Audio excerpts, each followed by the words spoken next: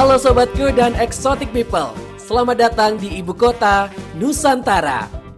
Progres pembangunan IKN dari hari ke harinya terus menunjukkan performa yang positif.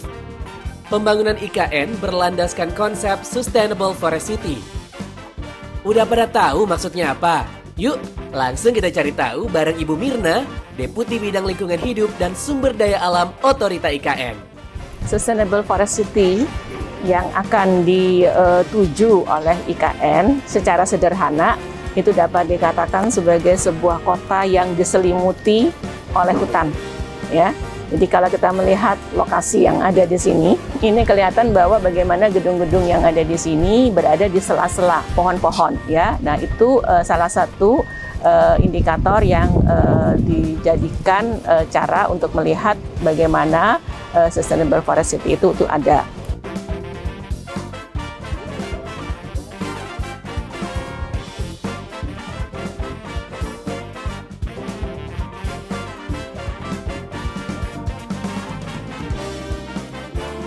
Apa yang terlihat hijau-hijau di sekitar sini itu akan diubah menjadi hutan tropis Kalimantan.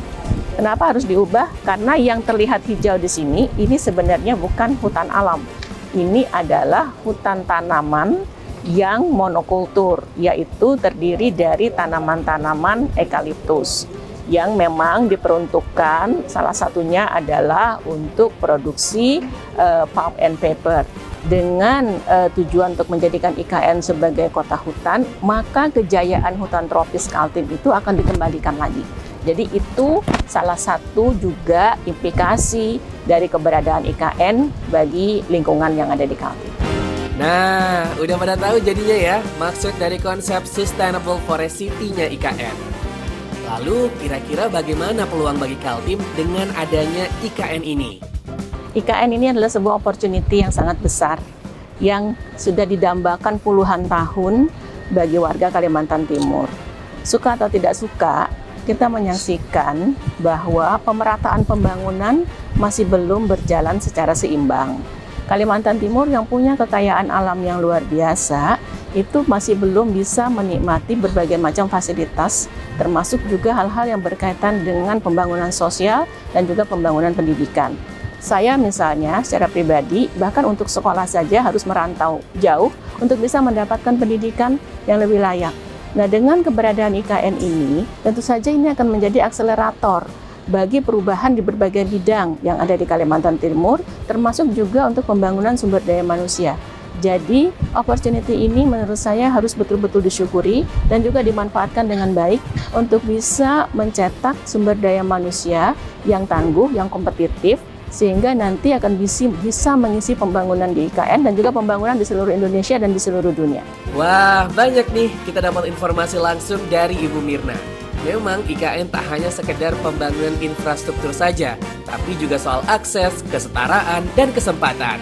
Jadi ini salah satu lokasi yang cukup ikonik ya dari IKN sendiri. Glamping ya namanya. Glamping, glamour camping. Karena memang banyak banget aktivitas sama pemimpin-pemimpin negara kan ada di sini juga kan ya? Iya, kebanyakan di sini pasti. Kalau untuk kita makan malam, karena kan udah ada tempatnya, jadi pasti di sini. IKN itu kan udah dimimpikan dari lama ya, tapi nggak jadi sampai akhirnya bener-bener terrealisasi nih. Betul. Lagi proses dan pembangunan. Kira-kira kalau dari kacamata Yanka sendiri sebagai anak muda gitu, apalagi representasi anak muda Kalimantan Timur, kira-kira seberapa optimis sih sebenarnya dan seberapa yakin sebenarnya anak muda itu dengan keberhasilan pembangunan IKN ini? Dulu juga sebelum kita research, kita tahu dulu nih faktanya apa. Betul. Itu kita pasti berpikir kayak, masa sih bisa kita buat suatu ibu kota Nusantara Forest City dengan futuristic. Tapi makin kesini kita makin belajar ya Kak, kita makin belajar apa sih visi misinya. Bener. Bagaimana cara kita mencapai visi misi ini. Oh, dari from zero to hero, jadi pelan dari semua sektor, kita melibatkan semua sektor di sini. Kalau dibilang yang optimis, sangat optimis. Dari yang Pak Bambang juga sering katakan, kita tidak hanya memindahkan ibu kota, tapi kita membuat ibu kota yang punya roh. Benar. Ya kan? Karena roh dari suatu kota itu adalah masyarakat. Masyarakat sendiri ya. Itulah kenapa namanya lovable and livable city. Benar. Dimana suatu kota yang dicintai dan enak untuk ditinggali. Mengingat juga progres IKN juga sudah masif ya. Luar biasa. Udah masif banget, sekarang udah banyak banget gedung dan lain-lain, juga pembangunan juga semakin masif. Jadi kalau kali tahu, Ibu Kota Nusantara ini adalah kota cerdas, smart forest city pertama di dunia. Wow. Bayangkan kalau misalnya ini menjadi kenyataan, the grand mission untuk mencapai Indonesia Emas di 2045 ya.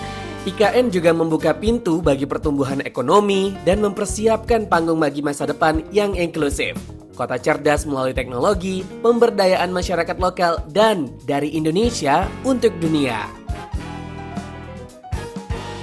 Karena sebenarnya mensupport suatu hal itu tidak harus kita harus berada di tempat tersebut, tetapi karena kan tidak semua orang mempunyai akses itu.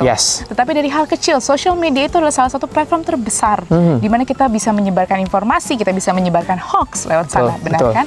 Sharing sebelum sharing is a very important things, dan banyak sekali platform di mana kita bisa cek dulu nih, research and check datanya, faktanya seperti apa, perkembangannya seperti apa, kalau memang kita mau berkontribusi secara nyata. Walaupun from the smallest things, kayak kita update misalnya ada hoax atau kita membenarkan, mengclearkan sesuatu is very important things menurut Yanka. Jadi from the smallest things. Ya, karena it's all matters ya. Besar kecilnya itu nggak ada dihitung, yang penting apa yang dilakukan pasti berdampak.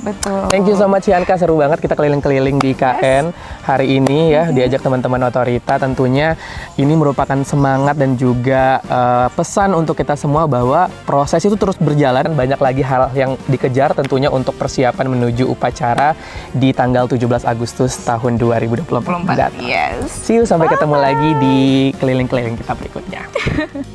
Dari IKN kita belajar bahwa keberanian menghadapi perubahan adalah kunci kelangsungan.